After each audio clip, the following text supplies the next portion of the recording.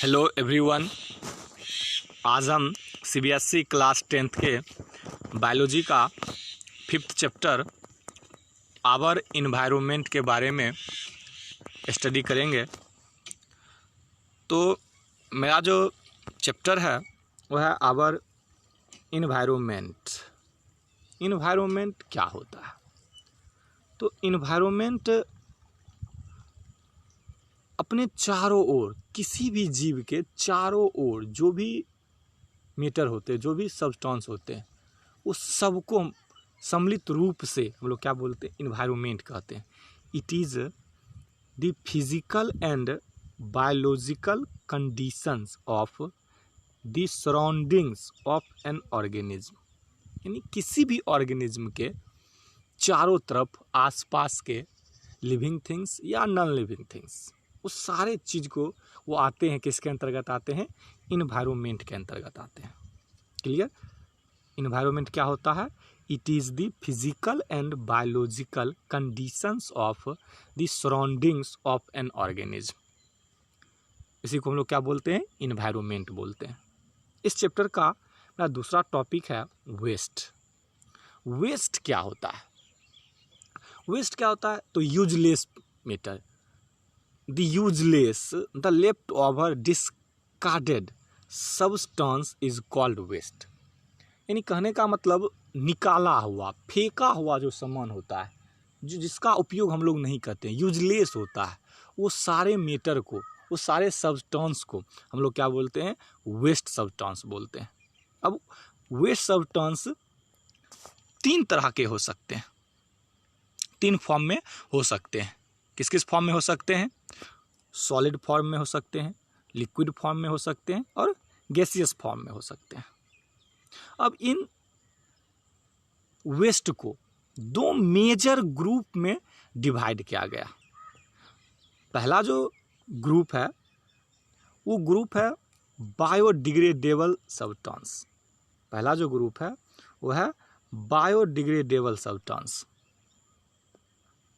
यानी biodegradable substance क्या होता है? तो this substance which can be disposed of naturally by action of micro organism like bacteria, fungi are called biodegradable substance.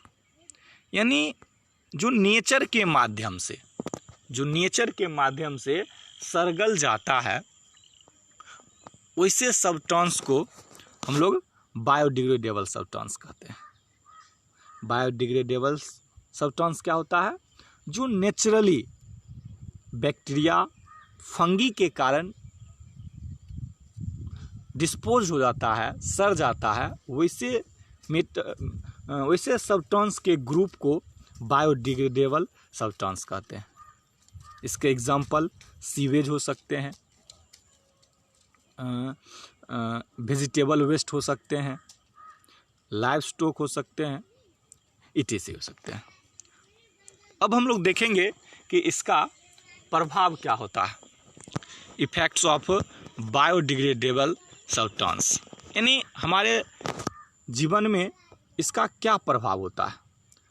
तो पहला क्या होता है? Decomposition of biodegradable waste leads to foul smell. यानी इससे क्या होता है? स्मेल होता है, गंदगी, गंध फैलता है, और गंध जब फैलेगा तो हम लोग के रिस्पायरेशन में हानि पहुंचेगी, श्वसन संबंधित प्रोसेस में। दूसरा क्या है? Dumping of industrial wastes reduce the fertility of soil and leads to reduction in crop yield. यानी क्या होता है? इस वेस्ट से, इंडस्ट्री जो वेस्ट होते हैं, इंडस्ट्रियल वेस्ट से क्या होता है? सॉइल की फर्टिलिटी कम हो जाती है, यानी उपजाऊ क्षमता क्या होता है? कम हो जाता है। क्लियर? अब हम लोग दूसरा देखते हैं। दूसरा हम लोग का जो सब्सटेंस था बायोडिग्रेडेबल पहला, और दूसरा जो मेरा क्या है? Non biodegradable. दूसरा क्या है? Non biodegradable substance. अब ये सब्सटेंस क्या होता है?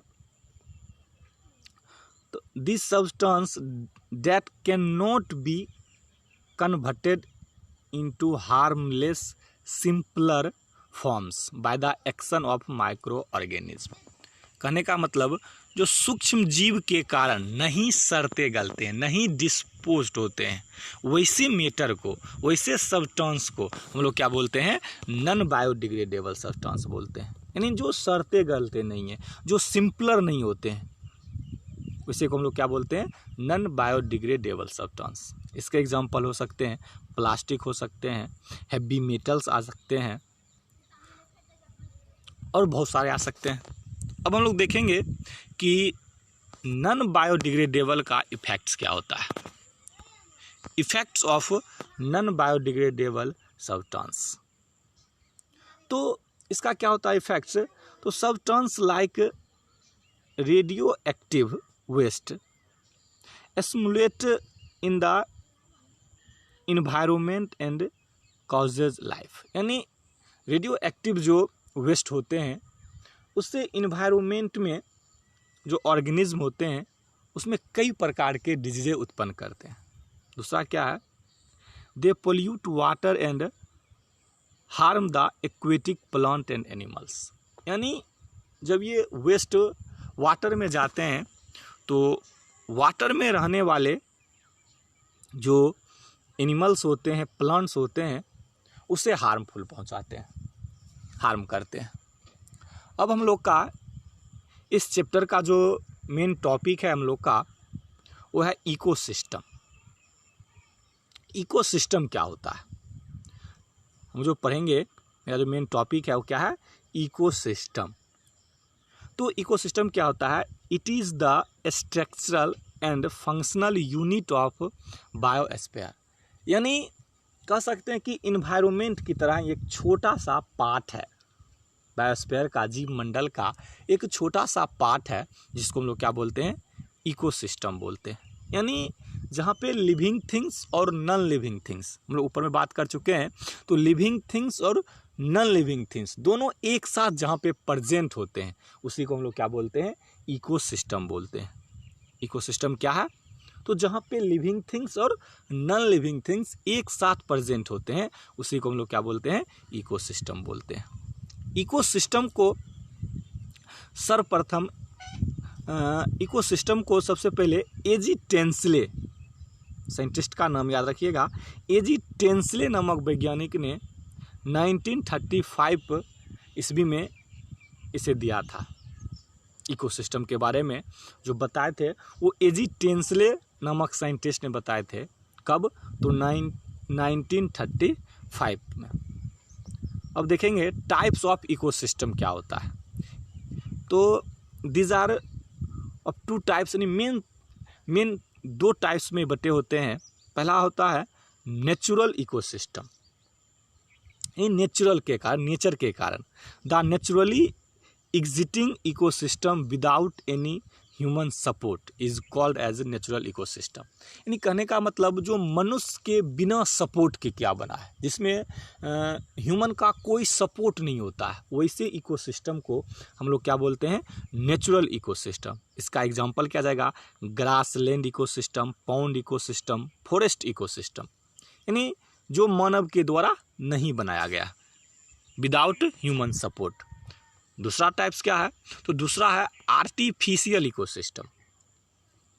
आर्टिफिशियल इकोसिस्टम क्या होता है, तो an ecosystem which is created and maintained by human is called as artificial और मैन मेड इकोसिस्टम। यानी कहने का मतलब वैसा इकोसिस्टम जो ह्यूमन के सपोर्ट से बना है, जिसे ह्यूमन क्रिएट किया है, वैसे इकोसिस्टम को हम लोग क्या बोलते हैं, आर्टिफिशियल इकोसिस्टम बोलते हैं। एग्जाम्पल में एक्वेरियम आ जाएगा, एग्रो आ जाएगा, एग्रीकल्चर आ जाएगा, पार्क आ जाएगा, ये सारे किस में आएंगे, आर्टिफिशियल इकोसिस्टम में आएंगे। क्लियर। अब हम लोग आगे देखते हैं कंपोनेंट्स ऑफ इकोसिस्टम। इकोसिस्टम के कितने कंपोनेंट्स होते हैं, इकोसिस्टम के दो कंपोनेंट्स होते हैं। पहला क्या होते हैं, बायोटिक, और दूसरा होते हैं एबायोटिक। तो हम लोग बारी बारी से देख लेते हैं, बायोटिक के बारे में देखते हैं। तो बायोटिक क्या होता है, biotic component, biotic components include all the living organism present in the ecosystem। यानी कहने का मतलब बायो कंपोनेंट्स मतलब जितने भी इकोसिस्टम में लिविंग थिंग्स होते हैं वो सारे को हम लोग क्या बोलते हैं, बायोटिक कंपोनेंट्स बोलते हैं। बायोटिक कंपोनेंट्स मतलब इंक्लूड ऑल लिविंग ऑर्गेनिज्म, जितने भी लिविंग ऑर्गेनिज्म होते हैं वो सारे को हम लोग क्या बोलते हैं, बायोटिक कंपोनेंट्स बोलते हैं। अब बायोटिक कंपोनेंट्स को क्लासिफाइड किया गया है उसके रिलेशनशिप के आधार पे। These are primarily classified into different groups on the basis of their national relationship. यानी उसका जो बायोटिक कंपोनेंट्स में जो ढेर सारे लिविंग ऑर्गेनिज्म हैं उनके रिलेशन के आधार पे उन्हें 3 ग्रुप्स में डिवाइड किया गया। पहला जो ग्रुप्स है वो है प्रोड्यूसर। पहला ग्रुप क्या है, प्रोड्यूसर। यानी प्रोड्यूसर क्या है, तो all green plant and certain blue green algae which can produce food by the process of photosynthesis are producers. यानी इकोसिस्टम में जितने भी ग्रीन प्लांट हैं या ग्रीन एल्गी हैं, ब्लू एल्गी हैं, ब्लू ग्रीन एल्गी हैं, वो सारे क्या हैं, प्रोड्यूसर है। या तो कह सकते हैं जो ऑटोट्रॉफिक न्यूट्रिशन करते हैं, जो फोटोसिंथेसिस का प्रोसेस करते हैं, वो सारे क्या है, प्रोड्यूसर है। क्लियर। दूसरा ग्रुप क्या है, तो दूसरा है कंज्यूमर। दूसरा क्या है, कंज्यूमर। तो कंज्यूमर क्या होता है, they are dependent on producer. यानी जो अपने भोजन के लिए प्रोड्यूसर पे डिपेंड होता है, अपने फूड के लिए प्रोड्यूसर पे डिपेंड रहता है, उसे हम लोग क्या बोलते हैं, कंज्यूमर बोलते हैं। जैसे कंज्यूमर में ह्यूमन भी आएगा, डॉग आएगा, ग्रास हॉपर आएगा, मतलब जो भी ऑर्गेनिज्म, जितने भी लिविंग ऑर्गेनिज्म हैं जो डिपेंड होते हैं किस पे, प्रोड्यूसर पे होते हैं। इन हेट्रोट्रॉफिक न्यूट्रिशन करने वाले जितने भी ऑर्गेनिज्म होते हैं वो सारे क्या कहलाएंगे, कंज्यूमर कहलाएंगे। क्लियर। यानी जो डिपेंड होते हैं किस पे, प्रोड्यूसर पे जो डिपेंड होते हैं उसे हम लोग क्या कहते हैं, कंज्यूमर कहते हैं। कंज्यूमर को भी 3 पार्ट में डिवाइड किया गया है। कंज्यूमर को भी 3 पार्ट में डिवाइड किया गया है। First order consumer, second order consumer, third order consumer. अब ये first order consumer, second order consumer और थर्ड ऑर्डर कंज्यूमर क्या है, इसे डिटेल से हम लोग आगे देखेंगे। अभी इसका तीसरा ग्रुप देखते हैं, डीकम्पोजर। पहला क्या था, प्रोड्यूसर, दूसरा क्या था, कंज्यूमर, तीसरा क्या है, डीकम्पोजर। तो डीकम्पोजर क्या होता है, these are micro organism which feed on decaying of dead organic matter. They break down the remains of dead animals and plants to release various substances that can be used by other members of the ecosystem। यानी कहने का मतलब वैसे micro organism जो dead organism को क्या करते हैं, सड़ा देते हैं, या तो कह सकते हैं जो इनऑर्गेनिक मैटर को ऑर्गेनिक मैटर में चेंज कर देते हैं, कन्वर्ट कर देते हैं, वैसे ऑर्गेनिज्म को हम लोग क्या बोलेंगे, डीकम्पोजर बोलेंगे। जो कंपोज कर दे, डीकम्पोज कर दे, जो ऑर्गेनिज्म क्या कर दे, डीकम्पोज कर दे, वैसे ऑर्गेनिज्म को हम लोग क्या बोलते हैं, डीकम्पोजर बोलते हैं। या तो बोल सकते हैं किसी भी डेड ऑर्गेनिज्म को इनऑर्गेनिक में, उनके बॉडी में जो इनऑर्गेनिक मैटर है, कोई भी डेड प्लांट हो या डेड एनिमल हो, उसके बॉडी में इनऑर्गेनिक और ऑर्गेनिक मैटर होता है। तो जो इनऑर्गेनिक को ऑर्गेनिक में कन्वर्ट कर देता है, यानी उसको डीकम्पोज कर देता है, सड़ा देता है। तो वैसे जो सड़ाने वाला जो ऑर्गेनिज्म होता है, वैसे ऑर्गेनिज्म को हम लोग क्या बोलते हैं, डीकम्पोजर बोलते हैं। और इसमें 2 ही मेन ऑर्गेनिज्म आता है। पहला क्या आता है, बैक्टीरिया, दूसरा आता है फंगी। इसमें मेन डीकम्पोजर में मेन ऑर्गेनिज्म 2 ही आता है, बैक्टीरिया और फंगी। क्लियर। अब हम लोग इकोसिस्टम के कंपोनेंट्स का दूसरा पार्ट, पहला कंपोनेंट क्या था, एबायोटिक कंपोनेंट, और दूसरा कंपोनेंट क्या था, बायोटिक कंपोनेंट। एबायोटिक और बायोटिक, तो मैंने बायोटिक के बारे में बताया। अब हम लोग बात कर लेते हैं एबायोटिक कंपोनेंट क्या होता है। एबायोटिक कंपोनेंट्स क्या होता है, तो the abiotic components of an ecosystem are the living non living components on which living organism are dependent. यानी एबायोटिक कंपोनेंट्स के अंतर्गत जितने भी इकोसिस्टम में नॉन लिविंग थिंग्स आते हैं, जितने भी नॉन लिविंग थिंग्स आते हैं, वो सारे को हम लोग क्या बोलते हैं, एबायोटिक कंपोनेंट बोलते हैं, जिस पे डिपेंड होता है। अब एबायोटिक कंपोनेंट यानी नॉन लिविंग थिंग्स, जिस पे क्या होता है, लिविंग थिंग्स भी डिपेंड रहता है।